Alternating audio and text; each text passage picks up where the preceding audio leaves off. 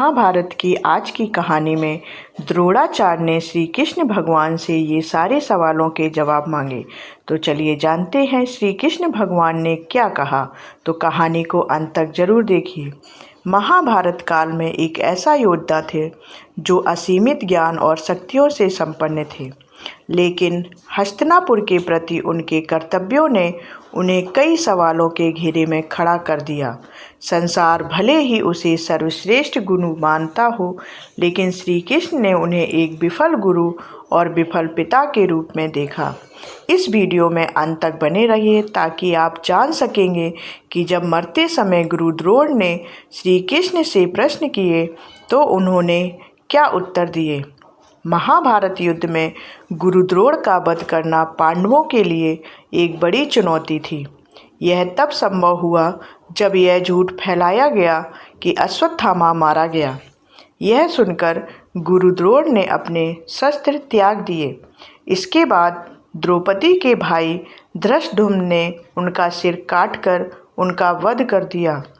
गुरु द्रोण ने मरते समय श्री कृष्ण से कुछ प्रश्न किए थे। उन्होंने कहा, हे वासुदेव, मैंने आश्रम में ही पलकर अपनी जीवन यात्रा शुरू की और दरिद्रता का सामना किया। क्या मैंने पिछले जन्म में कुछ पाप किए थे जिसके कारण मुझे इतने कष्ट सहने पड़े? मैंने अपने मित्र द्रुपद की हर संभव सहायता की और उसे उसके राज्य पर विजय दिलाई, लेकिन उसने मुझे उसी राज्य से अपमानित करके निकाल दिया। क्या मित्र की सहायता करना पाप है? हे वासुदेव, संतान उत्पत्ति का समय आया तो कठोर तपस्या के बाद ही अश्वत्थामा का जन्म हो सका। निर्धनता ने मेरे हाथ बांध दिए और मैं उसे दूध की जगह आटे का घोल पिलाता रहा। हे वासुदेव, इसमें भला मेरा क्या दोष था? मैंने अपने परम गुरु परशुराम जी द्वारा दी गई शिक्षा को समान रूप से कौरवों और पांडवों में वितरित किया। इसके बाद भी मुझ पर एकलव्य से उसका अंगूठा मांगने का लांछन समाज द्वारा लगाया जाता रहा। सब जानते हैं कि मैंने यह वादा किया था कि अर्जुन को सर्वश्रेष्ठ धनुर्धर बनाऊंगा। यदि इसके लिए मैंने ऐसा किया तो इसमें मेरा क्या दोष था? वासुदेव, द्रौपदी के चीरहरण को मैं हस्तिनापुर के प्रति निष्ठा के कारण नहीं रोक पाया। मेरा धर्म उसके बीच में आ गया। भला इसमें मेरा क्या दोष था वासुदेव? कृपया मुझे बताएं। इसके बाद श्री कृष्ण गुरु द्रोण के प्रश्नों का उत्तर देना आरंभ करते हैं। वे कहते हैं, हे भारद्वाज पुत्र गुरु द्रोण, निर्धन तो सभी पैदा होते हैं। एक शिशु जब जन्म लेता है तो वह निर्धन ही होता है, लेकिन यदि उस शिशु को भविष्य में धन की आवश्यकता है तो उसे संघर्षों से गुजरना ही होगा और धैर्य भी रखना होगा। जैसे आपके साथ आपके मित्र द्रुपद ने धोखा किया, वैसे ही बाली ने सुग्रीव से और रावण ने विभीषण से धोखा किया। भले ही उनकी परिस्थितियां और कारण अलग रहे हों, लेकिन परिणाम तो एक ही था। इसलिए मनुष्य को सबसे पहले धैर्य को ही अपना हथियार बनाना चाहिए, चाहे कोई भी परिस्थिति हो।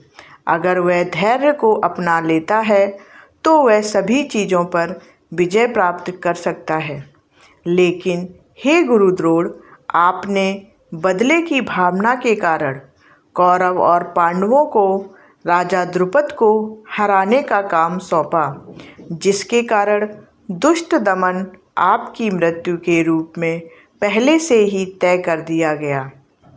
आप समाज की नज़रों में हमेशा सर्वश्रेष्ठ रहेंगे, लेकिन एक योद्धा के रूप में कभी भी और एक पिता तथा गुरु के रूप में आपको सफल या सर्वश्रेष्ठ नहीं कहा जाएगा। आपको इस संसार में अर्जुन के गुरु के रूप में ही जाना जाएगा। हे गुरु श्रेष्ठ, एक गुरु का कर्तव्य होता है कि वह अपने शिष्यों को धर्म और अधर्म का पाठ पढ़ाएं, उन्हें सही और गलत की पहचान करवाएं। जब एक गुरु इस कार्य को पूर्णता के साथ नहीं कर पाता तो उसे विफल माना जाता है। वहीं दूसरी ओर एक पिता का यह कर्तव्य होता है कि वह अपने पुत्र को उज्ज्वल चरित्र वाला बनाए, ना कि उसकी हठ पूर्ति के लिए नियमों को तोड़ दे। भले ही आपने कौरव और पांडव दोनों को शिक्षा दी हो, लेकिन अर्जुन को अपना सर्वश्रेष्ठ धनुर्धर बनाने की चाह में आपने अन्य पर उतना ध्यान नहीं दिया और आप अपने कर्तव्य से विमुख हो गए। आपने कौरवों को केवल योद्धा बनाया, उन्हें केवल शस्त्र और अस्त्र की शिक्षा दी, लेकिन धर्म पालन की शिक्षा देना आप भूल गए। जब कोई व्यक्ति बालक अवस्था में होता है तभी वह सबसे अधिक सीखता है। जब दुर्योधन आपके आश्रम में था तब आपको कौरवों को धर्म का पाठ पढ़ाना चाहिए था। दुर्योधन के कार्य बचपन में ही दिखने लगे थे और आपको ज्ञात था कि वह अधर्म के मार्ग पर चल रहा है। अपने भाइयों के प्रति उसकी ईर्ष्या स्पष्ट थी, फिर भी आपने उसे धर्म का मार्ग नहीं दिखाया। आपको संकेत नहीं मिला कि उसका पतन निश्चित है। हे गुरु श्रेष्ठ, यह आपका कर्तव्य था कि उसे सही मार्ग पर लाएं और शकुनी के षड्यंत्र में शामिल होने से उसे रोक सकते थे। यदि आपने पिता के रूप में अपने सही कर्तव्य का पालन किया होता तो आज आप अधर्म के पक्ष में खड़े नहीं होते।